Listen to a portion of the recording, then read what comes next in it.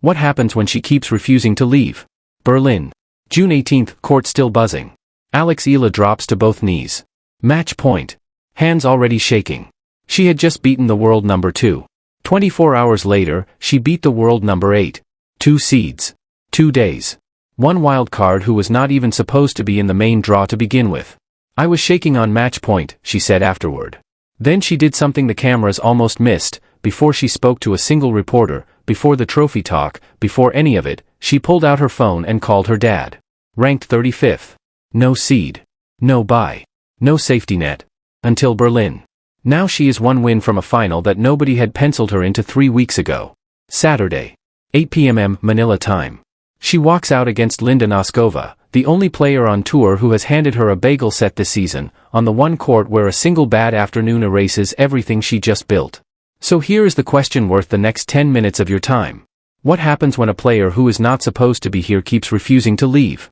The climb nobody fully tracks Steffi Graf Stadion holds a few thousand people.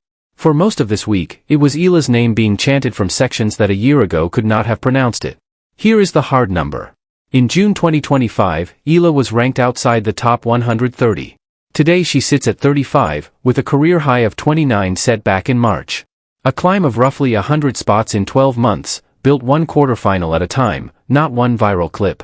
Berlin was not supposed to add to that story. She entered as a wild card, the lowest rung in any draw, the kind of entry tournaments hand out hoping a player fills a seat for one round and clears the hotel room. Instead, round of 32, Donna Vake, 7-5, 6-4. Round of 16, world number 2 Elena Rybakina, 7-5, 6-4. Quarterfinal, world number 8 Alina Svitolina, 6-3, 6-4, finished in 1 hour and 23 minutes. You do not need to know her name to recognize the math. Wild cards are not supposed to beat 2 top 10 seeds in 3 days. 3 matches. 3 rounds. 0 sets dropped. The human detail everyone missed after beating Rybakina, Eala admitted she still felt disoriented, like she had not caught up to her own scoreboard yet. She was not celebrating like someone who expected this. She was reacting like someone who still could not quite believe it. And here is what nobody noticed while they were busy celebrating the Rybakina win. A few days earlier, in a different match entirely, world number 19 Iva Jovic had beaten Eala in straight sets at Queen's Club, 6-2, 6-2, in just 77 minutes. Afterward, Jovic said something that revealed more than the scoreline did. It's more fun playing doubles with her, she said, about facing her friend across the net instead of standing beside her.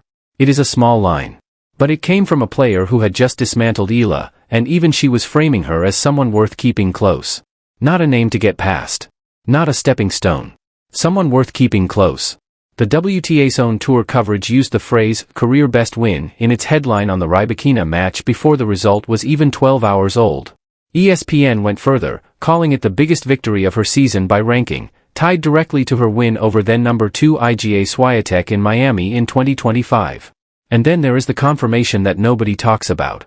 Berlin's organizers handed her a wild card knowing exactly who else sat in the draw, a 2-time Grand Slam champion in Rybakina, a former world number 3 in Svitolina. They placed a number 35 in a bracket built around top 10 seeds. She did not just survive it.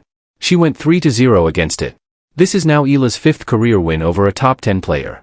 And only the 2nd time she has beaten 2 of them back-to-back.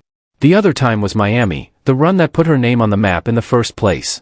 The part the highlight reels skip Linda Noskova is not just Eala's next opponent. She is the player who beat her 6-2, 6-0 at Indian Wells in March. 56 minutes. 7 aces. 0 double faults. A result so lopsided it barely qualified as a contest. Eala has played Noskova exactly once as a professional. She lost a set without winning a single game. Zoom out and the pattern gets worse. Against Czech players specifically, Eala carries a record of 1 win and 13 losses. The 1 win came in 2020, as a junior, before either of them had turned professional. Every meeting since has gone the other way. This is not a coincidence of scheduling. Czech players on tour tend to share a style, flat early hitting, comfortable taking the ball on the rise, and it is a style that consistently rushes Eala before she can settle into the return game that is supposed to be her best weapon. Her 2 biggest wins this week came from outlasting power with patience. Letting bigger hitters miss first. Rybakina and Svitolina both gave her openings late in sets, a missed return here, a loose service game there. Noskova has not been giving anyone openings.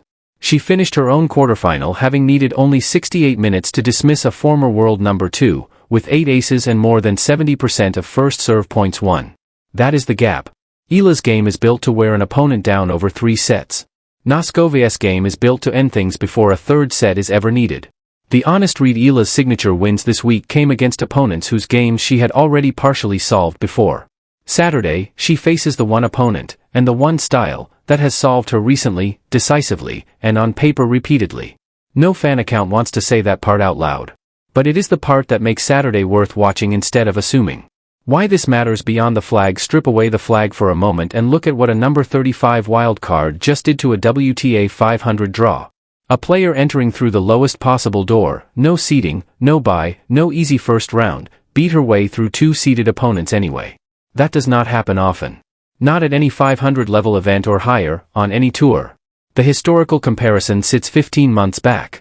ESPN tied this run directly to Miami 2025, when Eala, then ranked outside the top 100, also a wild card, beat Madison Keys and Iga Swiatek back-to-back and forced her way into the conversation for the first time.